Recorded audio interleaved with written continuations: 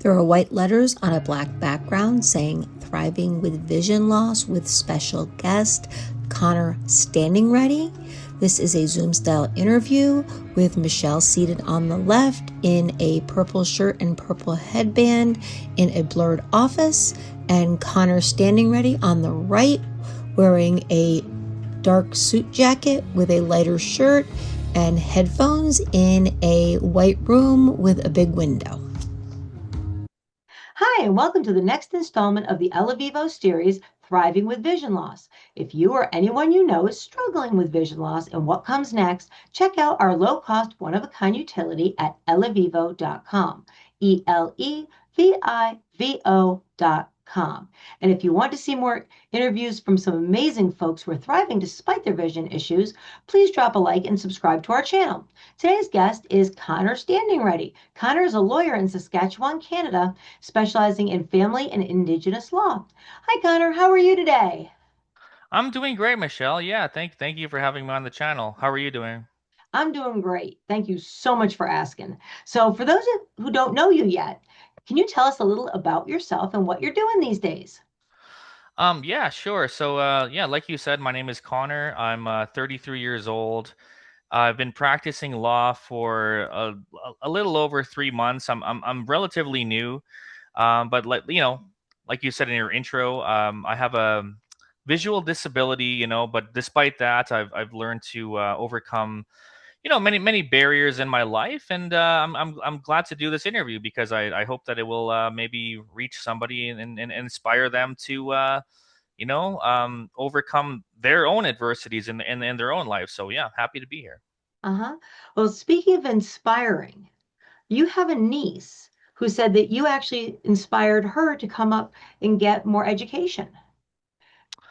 Yeah. I mean, I have many nieces and nephews. I'm the youngest of four siblings, and my the brother that's next to me is about 20 years older than me. So like all of my nieces and nephews are really, we kind of I kind of grew up with them.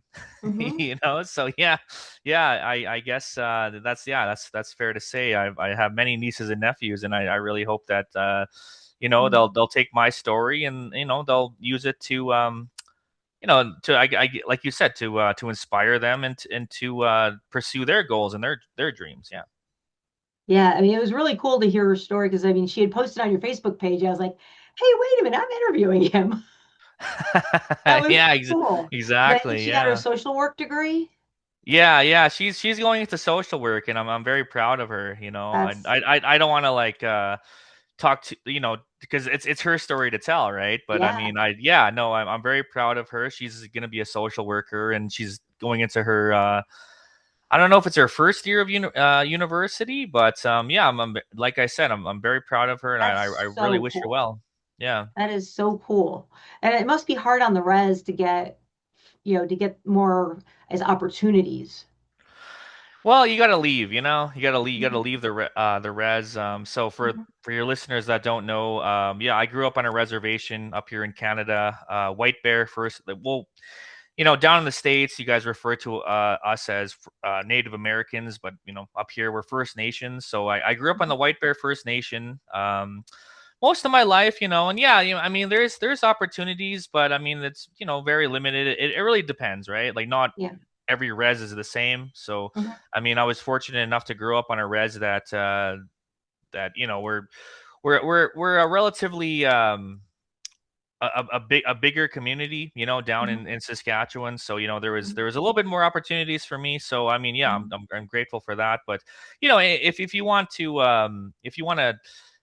thrive in your career or pursue a certain career, you're gonna have to leave eventually, Mhm. right? And that's what I had to do. Yeah, that makes a lot of sense. So, how would you describe your vision for someone who's trying to understand? Because, blindness and low vision are such a spectrum. Right.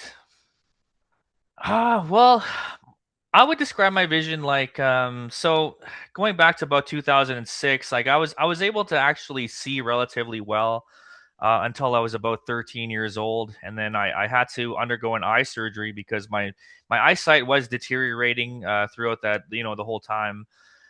So like I was born with, they call it congenital cataracts, which is cataracts since Mhm. birth. So they had to remove the cataracts, but in the process, they actually had to remove the lenses in my eye, I Mhm. guess, because they Yeah. must have crystallized over. So anyway, so they removed the lens in my eye, which is, it's it's kind of crazy to think about. But Mhm. I was able to actually see pretty well until I was about 13 with the use of bifocals, like glasses. It's Mhm. just like that kid in school with the big glasses. Um, but then, like I said, it deteriorated to the point where I needed a surgery. So I actually went down to Indianapolis, Indiana, because the surgery wasn't available in Canada at the time, right? So Mhm. it's called a DSEK surgical operation, where instead Mhm. of like, so the cornea is like the clear part of your eye where you can, Mhm. light comes in, and instead of replacing the whole cornea, they just replace a layer of it. So it Oh, was kind of a new surgery at the time. So I okay. went down to Indianapolis, Indiana, with my brother and my parents. We drove down there. It was like a 3-day drive, and it actually worked for like the first couple of days. Like Mhm. for the first couple of days, I was able to see. I was like, wow, this Mhm. is so cool. And then I started noticing that there was these floaters in my eye. Mhm. So they kind of look like little cartoon bubbles. Like that's why that's the only way I can Oh describe gosh. them. They look like little Uh-huh. cartoon bubbles, and they just kept Mhm. multiplying. And eventually, those floaters, they were responsible for retinal detachment. So Mhm. when I actually got Wow. home from Indianapolis, Mhm. I noticed this dark, shadowy curtain coming Mhm. down over my field of vision, and I was like, something's wrong. So we had to go. I had to rush into the emergency room, and yeah, the doctors confirmed my retina had detached, and I had to undergo an emergency surgery to sort of correct that. And Mhm. yeah, unfortunately, I haven't been able to see since in my left Mhm. eye. So it's been almost Oh. 20 years now.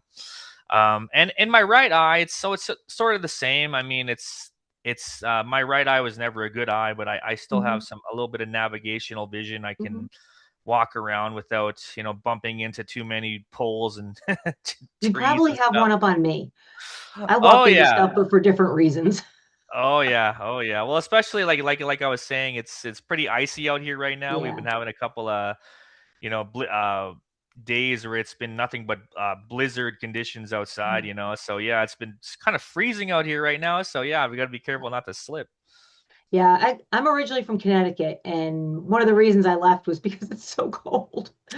Oh yeah, I was Now I live actually in thinking about Maryland. that. I was like, this. There comes a time in your life when you're like, do I really want to put up with this anymore? That's why a lot Yeah. of people go down south, right? Yeah, I don't sometimes, that you gotta do what you gotta do, especially as you get old and all Oh the joints yeah. start to hurt and everything else. Oh yeah, yeah, your bones, and Mm. just it's yeah, exactly. Yeah, that OLD thing is just it's a lot. So anyway, so how did you decide to practice law? Was law Well, always an interest? it was it. I can't say it was always an interest for me, to be honest with you, but I always had the grades. Like I was Mhm. fortunate enough to have the book smarts, Mhm. to succeed in school. Mhm. And I went to school on White Bear on the res there, and Mhm. I graduated from there and everything. So it's it's kind of just one of those things where, well, I'll tell you this. I had a grandmother Mhm. who was, well, my grandfather was the chief of our reserve for many years, and my grandmother, like having seen what he went through all through his life and his career, she knew the importance of knowing the law, basically, Mhm. and having a lawyer in the family. So she always wanted to have a lawyer in the family. I think that was like kind of like her, I don't know if it's her dream, but it was always like a goal of hers, right? Mhm.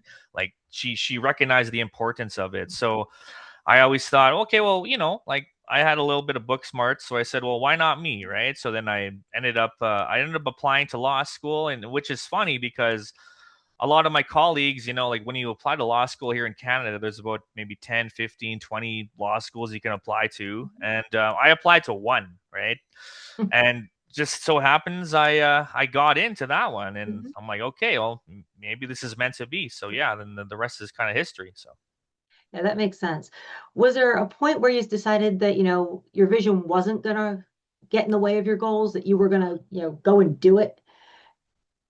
Was Yeah, there any question? I would say so. I would say so because like if with anything really, like any adversity in life, it doesn't even have to be a visual disability. Just Mhm. like really anything that you feel is a hindrance to your to your success, you really have to make a choice, right? You have to say, I'm Mhm. either going to let this define me, or I'm going to work to overcome this, and it's a decision you have to make on your own. You know what I mean? And I Mhm. think that I remember, like, it wasn't like a single moment, but I remember being in like my early 20s, like really thinking about this, and I said, either this isn't obviously going away, Mhm.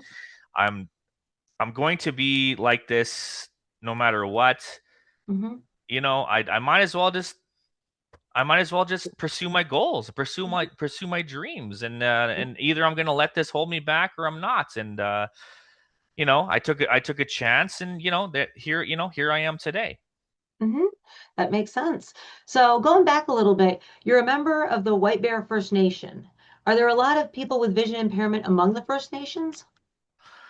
I mean, not that I'm really aware of. I'm sure there are. Like Yeah. I don't know everybody on the res, right? But Yeah, that would be ridiculous. there's Yeah. like I said, our res, we have one of the bigger populations Hmm. here in Saskatchewan, but you know I'm the only one that I really know of. So Hmm. put it that way. Got it. Yeah. Was it difficult as an indigenous, for the indigenous peoples to get help that you need, or was it fairly easy as opposed to the non-indigenous Canadians? To get the help that I need, I think it was fairly okay. I mean, like my res helped me out with my education. Hmm. Yeah, definitely. I mean, we get student funding and all that, but Hmm. it's only about $1,000 a month, and Hmm. which I'm not saying is like I'm grateful that they helped me out with, Hmm. but I still had to get student loans and all that stuff to Yeah, make it work. But the fact that they did contribute to me, yeah, I'm very yeah, grateful. yeah. That doesn't happen down here very much. Oh, yeah. It's hard to get scholarships and whatnot, and education's so expensive. I think it's a little bit different up here because Mhm. they have what they call numbered treaties up here. So I mean, the Crown, which is the British Mhm. government, they we they signed treaties with the Mhm. Indigenous nations here in Canada, and part of those agreements were, I think in the wording of the treaties itself, I think it's like a schoolhouse, but Mhm. that the spirit and the intent of those treaties were, to basically help out with education. So yeah, I'm very grateful for That's that. wonderful. Yeah. That is wonderful. Now, in the US, there's this common misconception. People think that if your eyes don't work, your brain doesn't work. It's just Oh, it's yeah. there all the time. Is that true in Canada too, and among the First Nations? I think that's true everywhere, man. Mhm. Like there's people that, well, people are polite, Mhm. especially where I live. But there is that, definitely that misconception where if you can't see, like I even get comments online to this day, well, how do you use a computer? How do you use a phone? How are you talking to me right now? You're not really blind because you can comment on this Facebook post, things like that. So Yeah. I'm just like, well, no, there's it's just Mhm. a There's matter of educating people and making people Mhm. aware that, yeah, there are these adaptive, or um technologies that help us to Mhm. interact with everybody, Mhm. and just like anybody else. Yep. Yeah. Yep. It's amazing what technology is doing these days. It's incredible. Hmm. Now, here's a work question for you. Sure. So, does your vision impairment lead people in the courtroom to underestimate you? I And do you take advantage? I don't know. I don't. Okay, here's the thing. I'm a little bit different because I work for the Crown, right? Hmm. So I'm sort of like what I do is I provide Crown counsel to the Ministry of Social Services up here. Hmm. So I don't know if they really underestimate me, and I'm pretty new. I'm pretty new. I've only been Hmm. here for 3 months, so I don't know if I've been able to really have time for that. But Hmm. I will say this though. I will say this, like in my journey to get here, yes, definitely. There's people. I've actually been in situations where people have underestimated my work and they've Mhm. underestimated my competence, and Mhm. like just to get here, there have been. I'm not going to name names, obviously, but there Mhm. have been people in my journey that, because I'm visually impaired, I can't perform as well as other lawyers, right? And in Mhm. their opinion, so I just stuff like that, Yeah. you're gonna come across that Yeah. anyway, so. Yeah. How do you react to that? Because I know I react when I'm underestimated. I try a million times harder because I'm going to show them. And that's true. It kind of gives you the motivation, it kind of gives you the Mhm. energy to prove these guys wrong, prove these Mhm. people wrong, and then that's what I've done. So, Mhm. So, what kind of cases are you the most passionate about? Which are the ones that really stick with you? well, right now, Michelle, I practice mostly child protection. So I'm a child Mhm. protection lawyer here in Regina, Canada. And I guess the cases that I'm most passionate about are the ones that like you have this vulnerable child and they're Mhm. in need of protection. And honestly, we have a it's quite a conundrum, I would say, here in Canada, where a large part of our work is dealing with Indigenous children, Mhm. right? There's high rates of Indigenous children being apprehended here in Canada by the ministry, and so my job is to make sure that those children, or my clients, which is the Ministry of Social Services, like that they actually follow. There's federal guidelines, so we Mhm. just actually had a federal act that is passed where one of the main provisions in that act is when an Indigenous child is apprehended, that they don't, like, if you can help it, they don't leave the community. You know what I Mhm. mean? So they're not adopted by Yeah. non-Indigenous foster parents. So Mhm. they keep that connection to their culture, and they Mhm. maintain those connections. So that's kind of like what I try to do. Okay. I mean, just to That's make really sure that valuable work. yes, yes, That's yes, really important work. yes. So, thank you for doing that. Now, Thank you. so let's talk about some day-to-day stuff. So, Sure. what assistive technology, accessibility tools, and stuff are really important to your day-to-day life? Jaws? And I'm Mhm. sure you've heard of Jaws, Yep. job access with speech. Yeah, that is a huge one. I've Mhm. tried to use, I've dabbled with some other screen reading technologies, Mhm. and I keep coming back to Jaws because it's the Mhm. best one for for the workplace, and Mhm. There's a lot of reading to do with your job. a lot of reading, a lot of Mhm. reading. Also, the optical character recognition. So, for those of you who don't know, you can take a scanned image. Like, let's just say, like you had a document where you just scanned it, and it's like essentially it's a picture, right? But Mhm. you can take that document, run it through the OCR, and then Mhm. boom, it's readable text for your screen reader. So yeah, that's Oh, probably that's the great. the main one. Yeah. Yeah, that's wonderful. So what tasks are the most difficult for you to do? And how do you cope with them? Just like simple stuff, like for example, I sometimes I have trouble, like, say if like I have to identify who signed a document. You know what I Mhm. mean? So then it's like Mhm. chicken scratch basically. So Mhm. it's like but then that's where the OCR comes in Mhm. handy, right? So then sometimes, like, it'll be like a judge will sign an order, but I don't know who this judge is, right? Like I Mhm. just got it. Mhm. And I'll be like, well, who is this judge, right? So run it through the OCR, run it through the program, be like, yeah, okay, yeah, then this is such and such. Mhm. But sometimes that's not always the case, mind you. Mhm. So I have, like that, the legal support staff has been a lot of, a great Mhm. help to me. So I'm Yeah. very grateful that I'm in that position. Yeah, that is really great. So what do you get to do for fun? What do I get to do for fun? Oh, man, I'm still trying to figure that out, to be honest with you. I like to hang out with friends, I go to movies, go out to restaurants, basically it's just like hanging out with friends, other Mhm. people, man, that's kind of like what I do. Like, before I lost my eyesight, I was pretty big into like video games and things like Mhm. that, but now that stuff's not really accessible to me. So I try to do, things that are like I've always been an avid guitar player, Hmm. so I'm What more kind of like music do you like? I like anything basically. Like, I'm not a, I don't discriminate. I like all Hmm. kinds of music. If anything that could basically I can pluck it on the guitar, that's my Hmm. thing. So yeah. Oh, that's great. That is absolutely great. Would you like to hear a secret? You could What's still that? play video games. One of the Yeah, things that Scotty, my tech tester, does, you can yeah. call up Be My Eyes, Hmm. and they'll actually guide you through video games.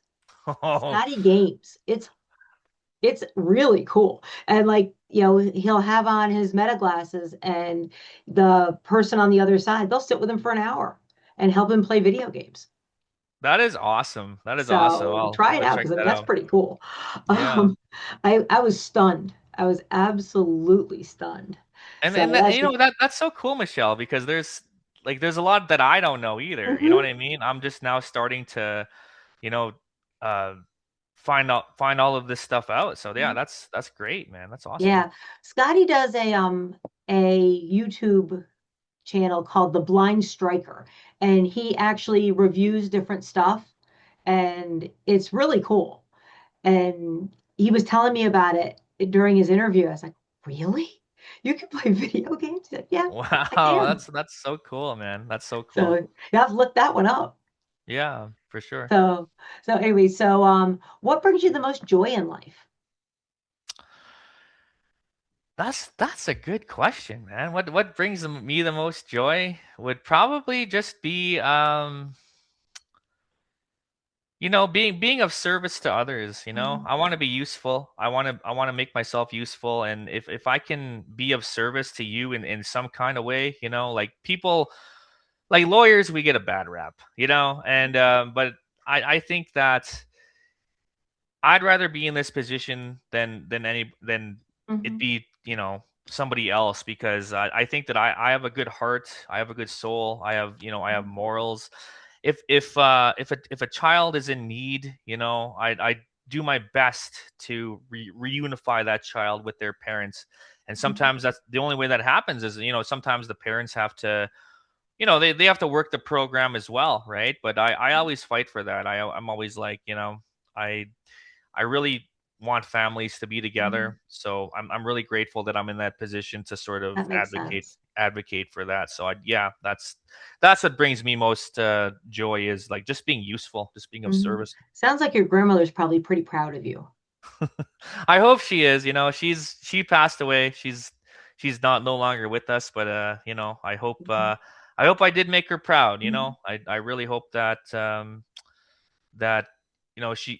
if she's looking down on us right now, I hope mhm. she can say, yeah, that's I got really my lawyer. really it's really great. Yeah. And it was probably the least likely person that she would have thought, Mhm. right? Well, So sometimes that yeah, happens. sometimes that Sometimes that happens. sometimes it happens that way. So if someone were newly experiencing vision loss and it looks like they're going to be blind, and they're wondering what in the world comes next, what would you want to tell them? Oh man, I'm not going to sugarcoat it. It can suck. It can Mhm, suck, this really sucks.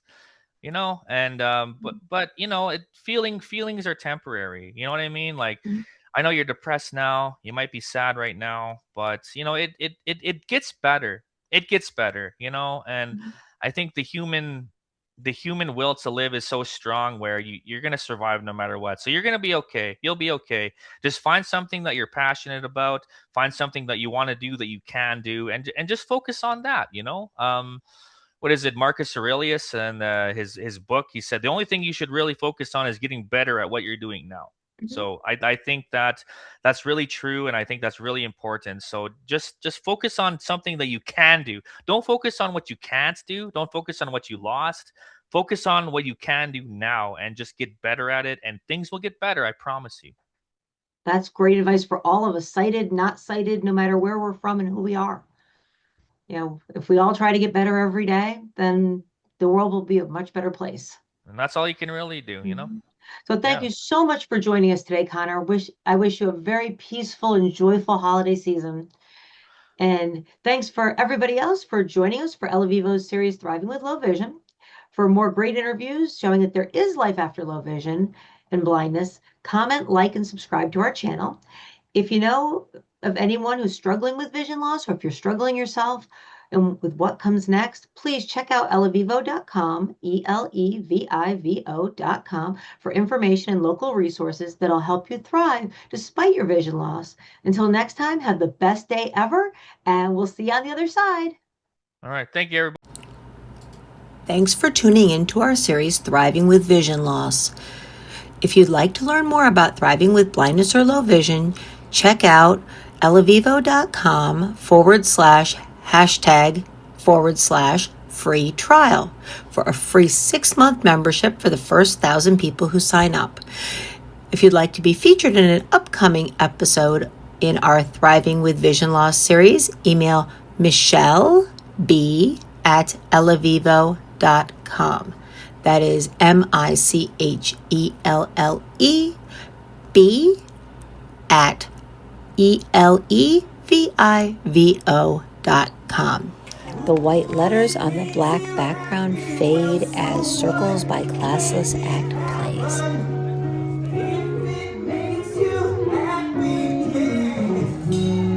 Down your left hand, make your way to happy, nay, yeah.